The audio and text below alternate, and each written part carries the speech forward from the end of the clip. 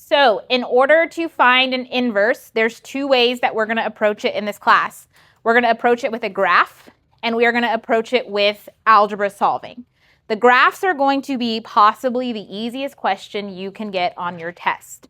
Layton, can you close your computer for me, please? Thank you. So I will always say every single year, don't overthink the graphing. Now, one big thing that I'm going to point out that people struggle with every single year is notation. So if you see this notation, f inverse of x, go ahead and close your Chromebook. You don't need it. Close it. Thank you. Close it all the way. Thank you. If you see this notation, that means you have an inverse. So I know sometimes seeing that -1 exponent, you're thinking that you're going to have to raise it to a power or something. You are not raising anything. That notation just means inverse. So if it says graph f -1 of x, all that means is to graph the inverse. The biggest struggle that I see year to year is people don't know what the question is asking them to do because they don't pay attention to the notation. They just try to mechanically, robotically go through the steps. Pay attention to what the question is saying. If you see that, it's asking for inverse. So the first thing, when we are talking about inverses, basically we're talking about functions that undo each other. So quadratic and square root. A square root will undo a quadratic. Cubic and cube root. A cubic will undo a cube root. So those are like buddies that always pair together. Now, typically your x and y values are switching. So whenever we go in and we start talking about things like domain and range, the big thing to note here is that because x and y switch, your domain and range are going to switch.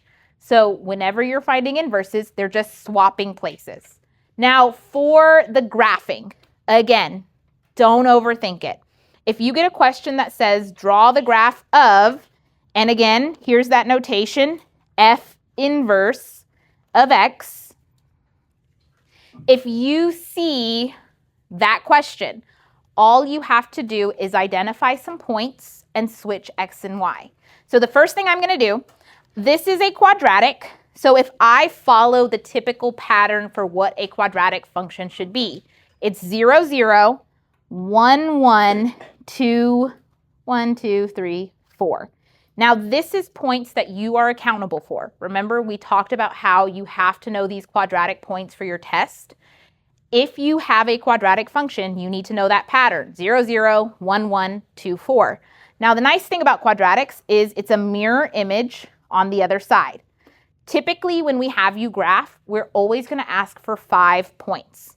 So find 5 points. And what I like to do is I will list them. So in this case, if I'm looking at where these points are from left to right, I have -3, 5. I have -2, 2. I have -1, 1. And I'm just listing where these coordinates are. 0, 2, and 1, 5. So these are the original points. So this is what we would call f of x. Now, if I want to find the inverse of these points, all I'm doing is taking the x coordinate and the y coordinate and swapping them. So when I come in to graph the inverse, so f inverse of x, I'm going to have 5, -3, 2, -2, 1, -1. So all they're doing is switching position. So the x is now y, the y is now x. 2, 0, and 5, 1. Again, this is one of the easiest questions that will be on your test. I can guarantee we're going to ask you a question where we say, graph the inverse of this function, and this is all you have to do. So identify your points, swap them, and then just sketch them on your grid. So we have 5, -3, 2, -2, 1, -1, 2, 0, and 5, 1. And what you should get is a shape that looks similar to your given function. Now, what's happening when those x's and y's switch is you're creating reflectional symmetry. if you were to draw a line, a linear equation, y equals x, you should have reflectional symmetry if your two graphs are inverses. So if they are inverses of each other and you've graphed every point correctly, it should look like the left side is being flipped over that y equals x line. We call this the line of reflection.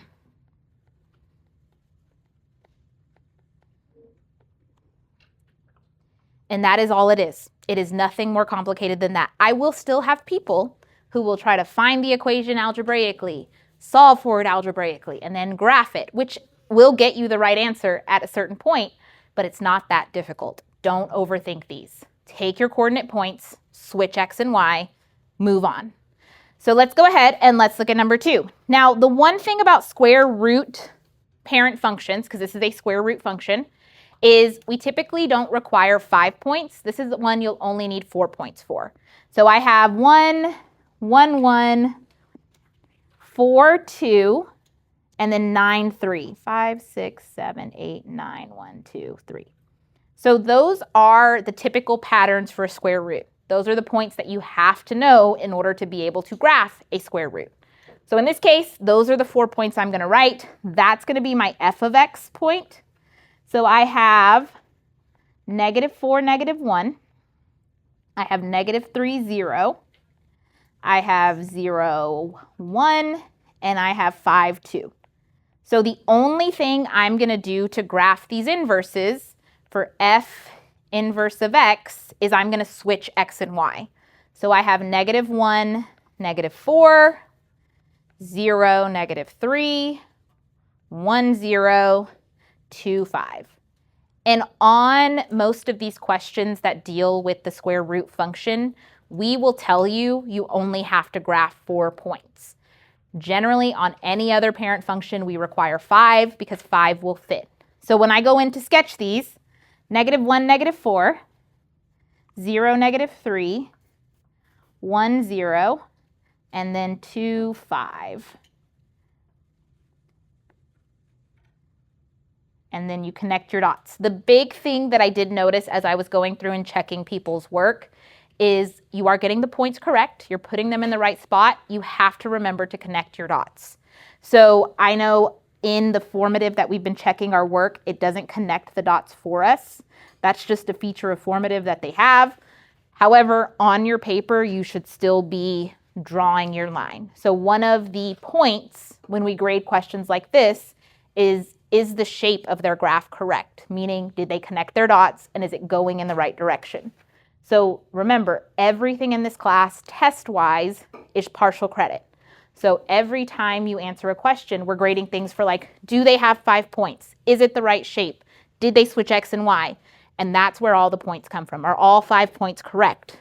That is how we break problems like this down. It's not just, is it right or is it wrong? We look at every single problem.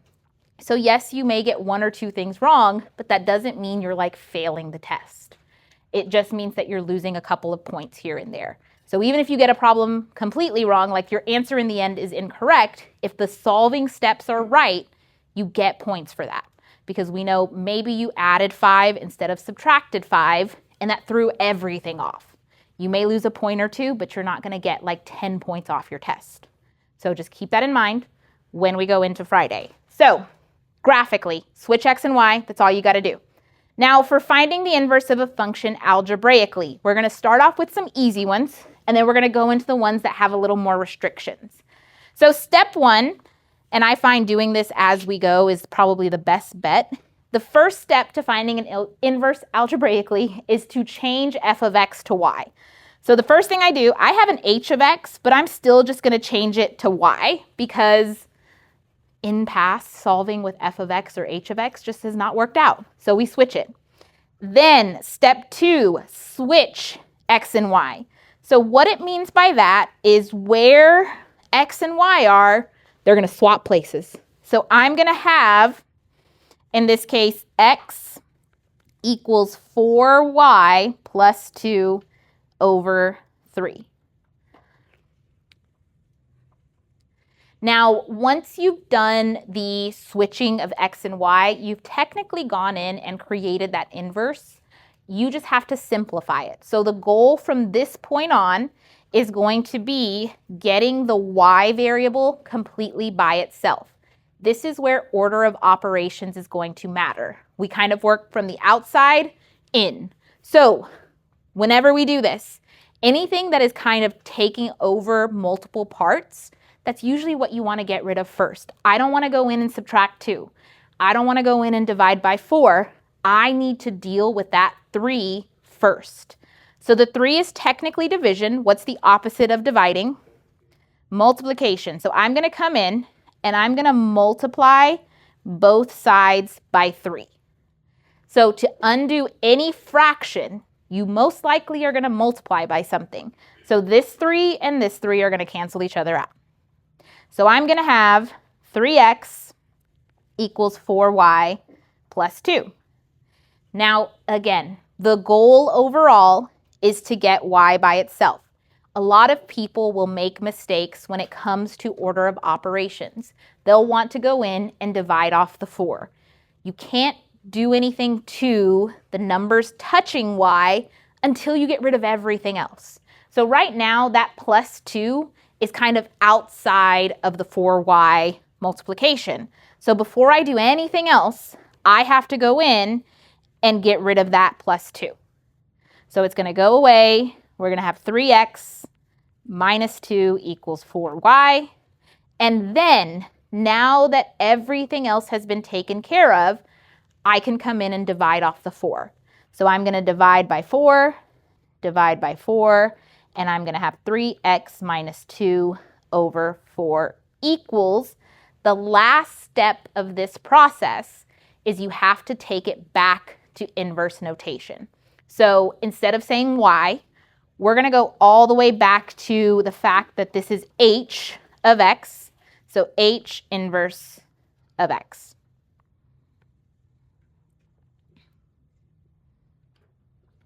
Now, if you wanted to instead write 1/4 at the very front, that's the same thing as dividing by 4. You just have to make sure you're doing this in the right order. You cannot do the minus 2 before you divide by 4, unless like everything is divisible by 4. But at that point, you're dealing with fractions. And I will tell you, I trust all of your math. I know you are little geniuses. However, fractions tend to go wrong in many, many situations. So if you can avoid fractions, avoid the fractions. That is my biggest piece of advice as someone who has taught this for 9 years. Don't do the fractions, avoid them. Don't do decimals, avoid them. Try to keep it in whole numbers as much as you possibly can. So, answer to number 1. That's my inverse of h of x. So let's go in. Let's try number 4, or 3 and 4. Okay, step 1, change whatever your notation is to y. Step 2, switch x and y. So I'm going to go in x equals 1/3 5 minus 3x. Now, these two problems, number 3 and number 4, they have the same first step. Because even though they look different, even though one is being completely divided by 3 and one has a 1/3 in front. Did I write something wrong? I think it's y. Ah, y. Thank you. Yes, it is supposed to be y. This one. Okay, so even though one is completely divided by 3 and one has a 1/3 at the front, you can still get rid of them in the same way. If I come in and I multiply both sides by 3, just like I did in number 3, remember, we talked about this in the warm-up. If I have a fraction and it's being multiplied by a whole number, we can think of that whole number as if it's 3 over 1. And any time you multiply a fraction, numerator times numerator, denominator times denominator. So we get 3 over 3, which is equal to 1. So that's why I'm using that, because technically it's going to cancel out with that 1/3 at the front. Now, I'm going to get the question, what if I distributed the 1/3? Absolutely, you can. However, when I distribute it, I kind of check if it's going to turn into nice numbers. If I distribute that 1/3 to the 5, I'm going to have 5 over 3. I don't want to deal with a fraction. That's a step that I'm going to try to avoid. Can you still get the right answer going that route? Yes, but you have to have it completely simplified, which a lot of people will forget to do simplification after that. So just be careful when you do that. I personally would get rid of the 1/3 first. So we have 3x equals 5 minus 3y. Now, do we want to turn that 5 minus 3y into 2y? Can I turn that 5 minus 3y into 2y? No, that is bad math. Now, why is it bad math? Why can't I do that? Yes, Catherine. The 5 doesn't have a y. So because they don't have the same variable, you cannot combine them together. I promise you I say this because there's mistakes that have been made in the past. So because I have a constant, which is a number, and I have a variable of y, you cannot combine those two things together. So what should I get rid of first, the 5 or the -3? The 5. How do I get rid of the 5? Minus 5. And if you don't see a plus sign, and it's a positive number that's just there by itself, we assume it's positive and it's being added, which is why we're going in and we're subtracting 5. So I'm going to have 3x minus 5 equals -3y. And now that the y term is kind of alone, this is when we can come in and divide by -3. Now, if you want to take it further, so I will, again, get questions that say, well, can I cancel out the 3 and the -3? You cannot cancel anything out in a fraction unless it's in every single term. So since that 5 technically cannot be divided by 3, you cannot touch this anymore. Leave it alone. This is your final answer. So I'm going to have 3x minus 5 over -3 is equal to, and we're going to take it back to that inverse notation, h inverse of x. Yes, E.T. That would be positive 3 divided by -3. Because to cancel out the negative part, 3 is positive. To cancel out the negative, it has to be a negative, because a negative over a negative will make the positive. So we want to get rid of it entirely. Okay. These were linear functions. So these are kind of the basic building blocks of inverses. Now we're going to apply this to some of the stuff we've seen in our parent functions this year. So let's go to the back. Let's look at number 5. I have a cubic and a cube root. So remember, we say cubic and cube roots are buddies. They can undo each other. So whenever you have a cubic, we will use a cube root to get rid of it, just like if we had a squared, we use a square root. So steps are the same. I'm going to come in, I'm going to change it to y, I'm going to switch x and y, and then I will always have people say, Mrs. Martinez, what if I don't do that step and I don't write it down and I just jump to solving? Cool, fine. However, if you have this step where it's switched and say, for instance, something went wrong, like, I don't know, you did something crazy after this, having just this on your paper typically gets you at least 1 point on that question. So showing me that you know x and y has to be switched and that you have to have it in each other's spot gets you a point on the test. So yes, if you want to skip over this and kind of jump into solving, you can. However, if something were to go wrong, these are kind of where we break down these points of they did this, they get a point for that. So now that I have this, I'm going to come in. I'm going to start by subtracting the 5 because that is the farthest outside from the y any of these numbers could be. So I have x minus 5 equals -4y cubed. Now, if you don't see parentheses, what you need to think of this as is -4 times y cubed, because a lot of people will try to come in and take the cube root immediately. You cannot take the cube root until whatever is being cubed is by itself. The only thing in this question that's getting the cube is the y. So before I do that, I'm going to come in and divide by negative 4. X minus 5 over negative 4 equals y cubed, because the negative 4's cancel each other out. Now that I have the cubed term completely by itself, that is when we can come in and take the cube root of the left-hand side and take the cube root of the right-hand side. Because just like any regular solving, whatever you do to one side, you have to do to the other. Now, cube root and cubic cancel each other out. So those are going to go away. And so that's going to leave us with the cube root x minus 5 over negative 4 is equal to, and we're going to swap it back to inverse notation. Our expectation, we're not going to expect you to simplify it any more than this. This will be your final answer. Yes, Max?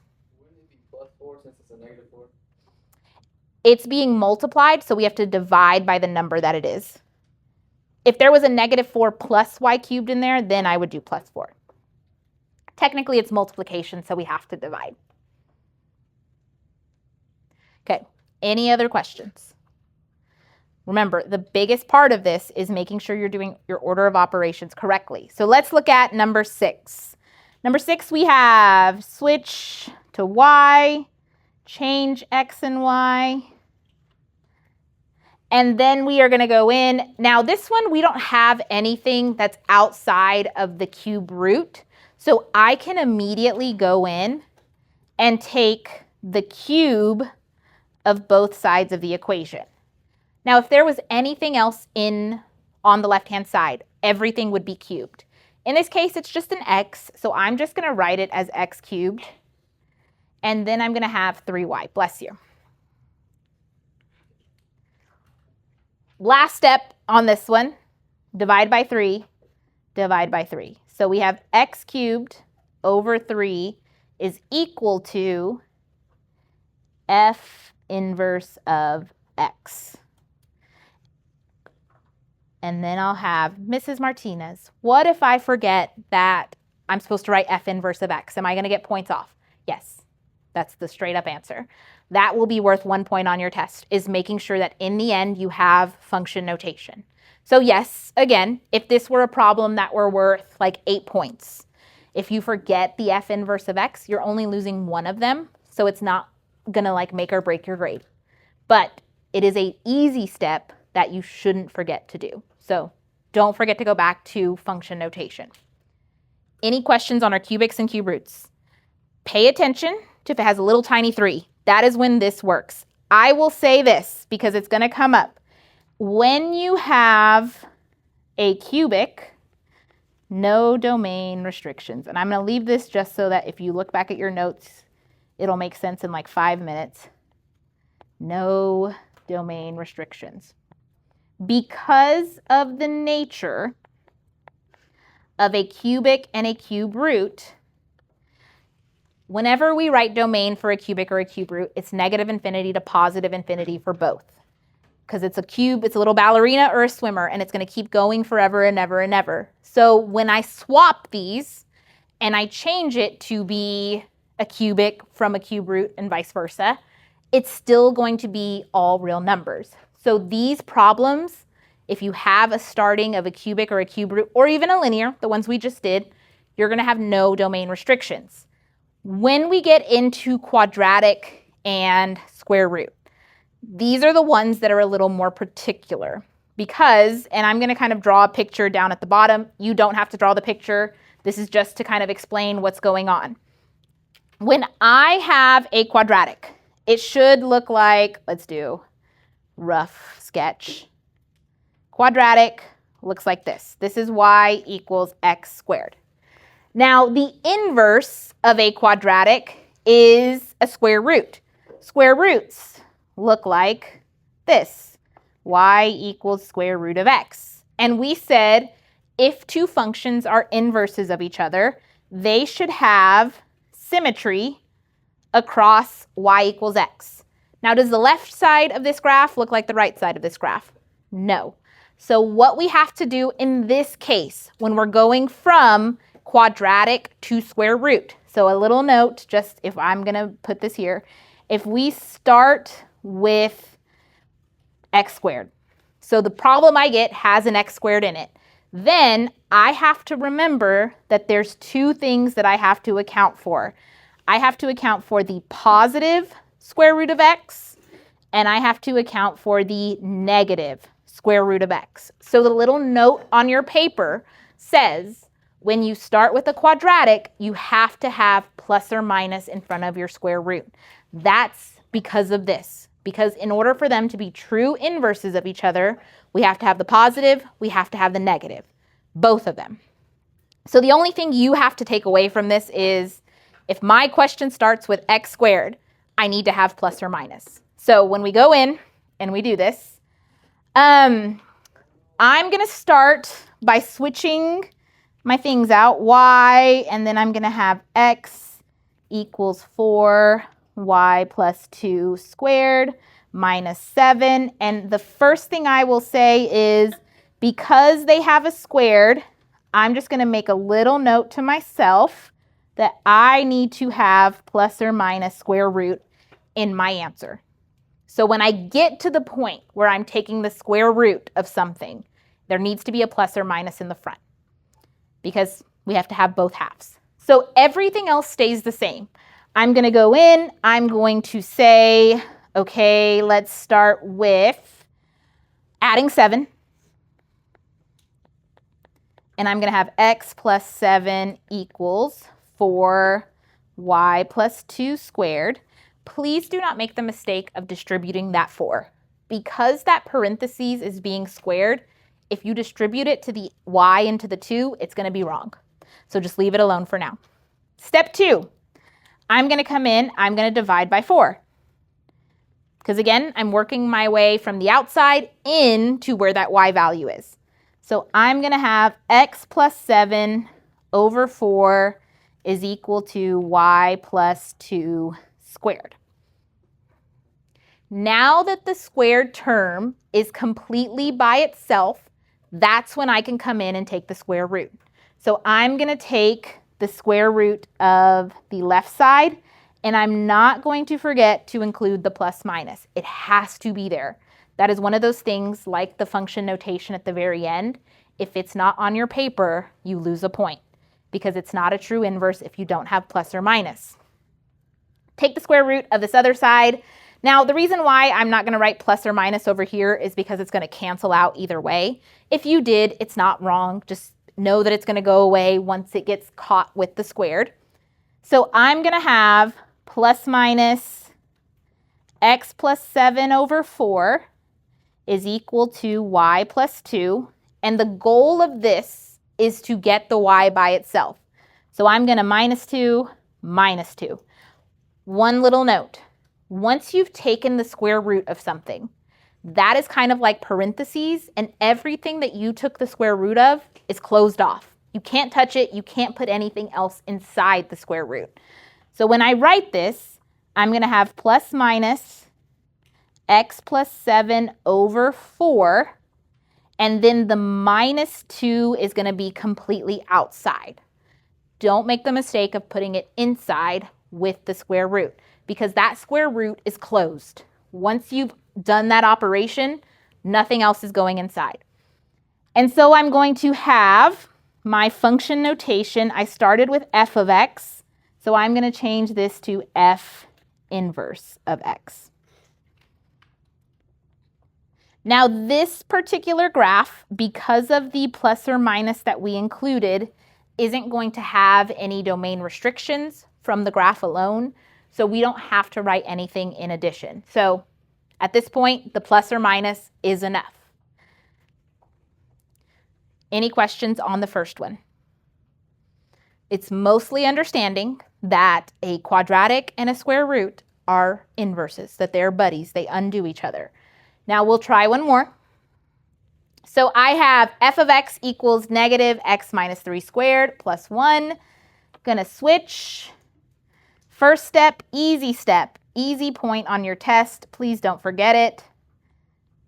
If you are asked to find an inverse, that is what we want you to do. Now, before I do anything else, touching the quadratic, I'm going to go in and subtract 1.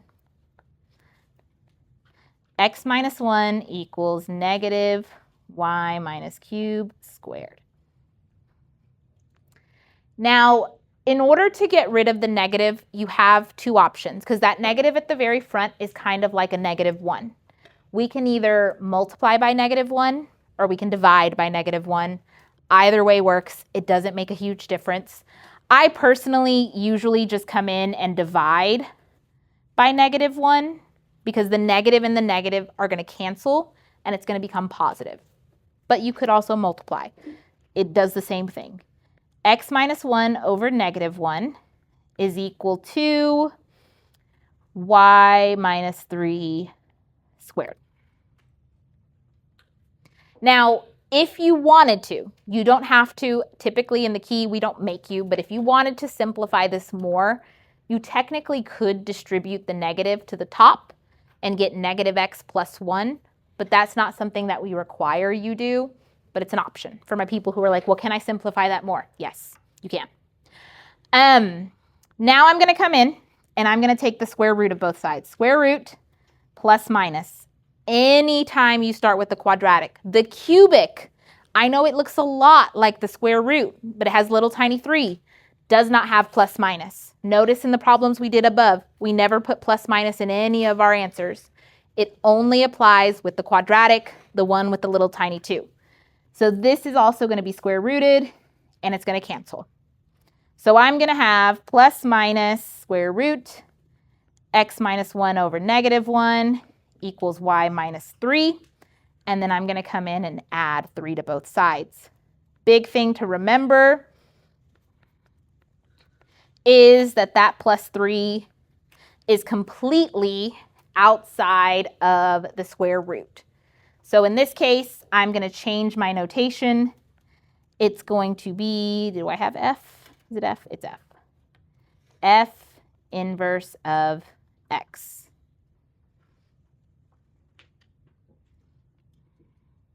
Typically on your tests, because they're on paper, we will ask you to box your final answers, which is why I'm boxing mine. Makes it a little easier once we go through and start grading them. So we can see like this is their answer versus like the millions of things you write on your paper. Yes, Ite? Then for the cubic, we won't do plus minus, so just regular square root. Just regular cube root. So you'll have the 3 and the root, but you won't have to have plus minus in the front because the cubic and the cube root have no domain restrictions whatsoever. Okay, this is the one that gets a little weird because it relies on the fact that you know transformations and that you remember your transformations from the last couple days. So kind of going in and showing you a reason before we actually get into the bulk of the math. If I start with a square root, so my starting function is a square root, it looks like this. Start with square root of x. This is what it is. The inverse of a square root is a quadratic. So when I come in and I draw my quadratic, it looks like this, it looks like this, and truthfully, if they are inverses, they should look the same across y equals x. And we've already said they don't look the same. Now, in the other direction, going from x squared to square root, we said just put a plus or minus. That will give you both halves. In the case of starting with a square root of x, we can't do anything to the original. What we have to do is change the inverse. So what we're going to do is we're going to come in and we're basically going to cut one of these arms off. And the way we do that is with a domain restriction. So in order to restrict the domain, a part of your answer is going to say inverse, whatever you get, and then you're going to list the domain for that inverse. So a tip here, the range of the original, 0 to infinity in this case, is always going to be the domain of your inverse, 0 to infinity. Reason being, x and y switch. So if I want to know the domain of my inverse, I just have to know the range of my original. Now, this depends on two things. Going back to our notes really quick, in our little bar on the side, domain and range switch for inverses. For square root functions, the range of the original becomes a restriction on the domain of the inverse. There are two transformations that will affect your range in a way enough that it changes it. So the two transformations I want you to look out for. Transformations. And I would write them down if you don't have them. I need you to look for, has your graph moved up or down? If your square root function moves up or down, that is going to change the range. The second thing, has your graph been reflected over the x-axis? If either of those transformations have happened, your range is going to change. If none of those things are happening, your range is going to be the same as it would be for a square root function, which is the range is 0 to infinity. Now, if I have moved the whole graph up 2, the range changes to 2 to infinity. If I have reflect, it becomes negative infinity to 0. So knowing what these transformations are will help you. So let's go in. Let's try this. So the first thing I do is I look at my function and I say, okay, is it being reflected? Do I see a negative in the front of the 2? No. So I know that's not going to affect it. Is it being moved up, down? Yes. So we have something at the very end. We have this -3. That means our graph is going to move down 3. The other stuff doesn't matter. It doesn't matter that it's moving left 6. It doesn't matter that it's being vertically stretched. What matters is the whole graph moved down 3. So that means the range of the original changed to -3 to infinity because everything dropped 3 units. So all the other stuff doesn't matter. Two things matter. Was it moved up, down? Was it reflected over the x-axis? Those are the only two things you care about. After that, you do everything like normal. I'm going to switch x and y. X equals 2 square root y plus 6 minus 3. Everything else stays the same. I'm going to add 3. Add 3. X plus 3 equals 2. Now, what do we want to do next? Divide by 2. So we're going to go in. Let's divide that 2 off. X plus 3 over 2 equals the square root of y plus 6.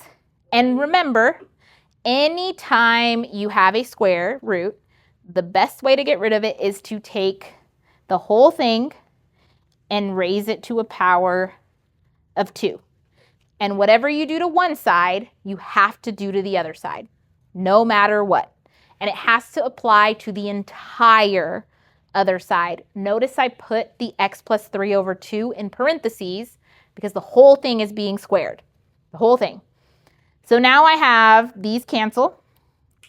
X plus 3 over 2 squared is equal to y plus 6. And my last step to get this completely by itself is to go in and subtract 6 from both sides. Now, just like the square root that we started with in the last problems, these parentheses are closing off what I have. I can put nothing else inside those parentheses. So when I write my final answer, I'm going to kind of write it over here. X plus 3 over 2 squared minus 6. You have to have the minus 6 on the outside. And then we're changing the notation to be f inverse of x. Now, where the domain part comes into play. We said the range of the original becomes the domain of your inverse. So all you have to do is write a little note that says the domain is going to be -3 to infinity. Yes, Ite. Say that one more time. Why is that important? because if I didn't have the restriction, I would have a full quadratic, which wouldn't be an inverse of the square root.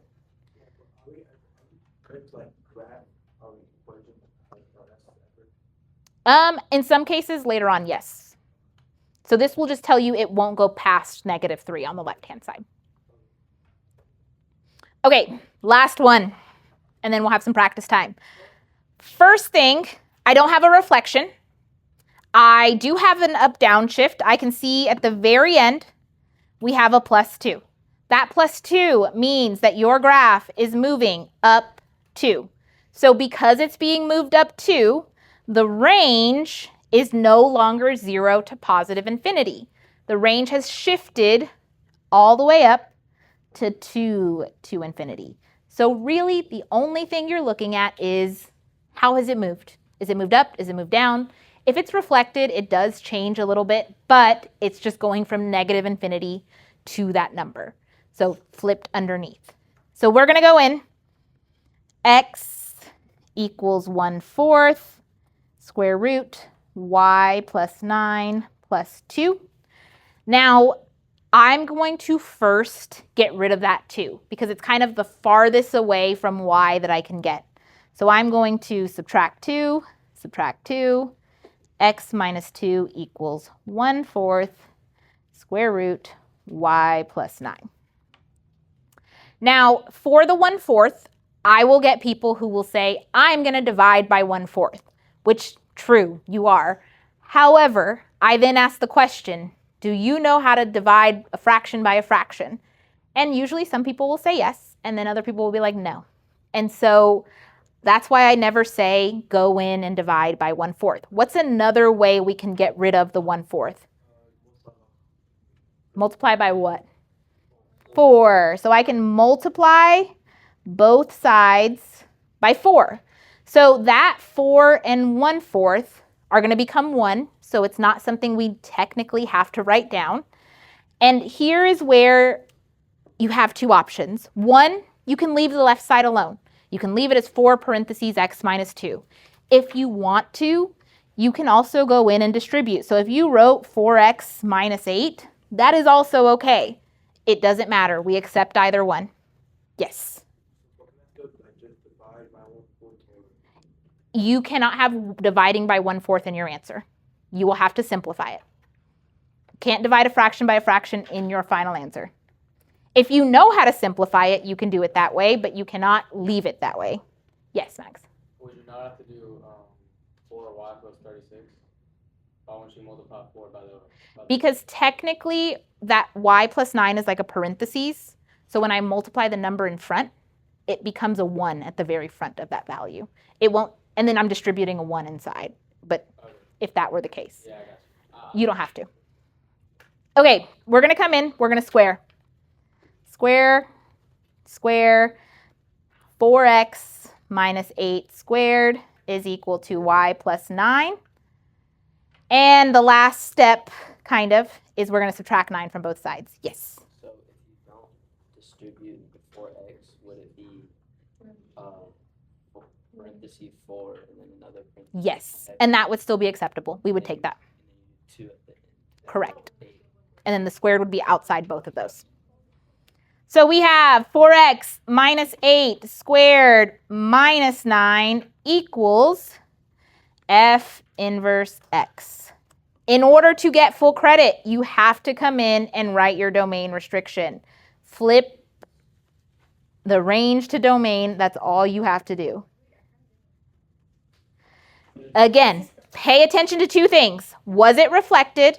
And do you have a shift up down? Nothing else is going to affect your range. When you get problems like this and you're starting with a square root, this is the only one you have to do this for. Everything else you leave alone.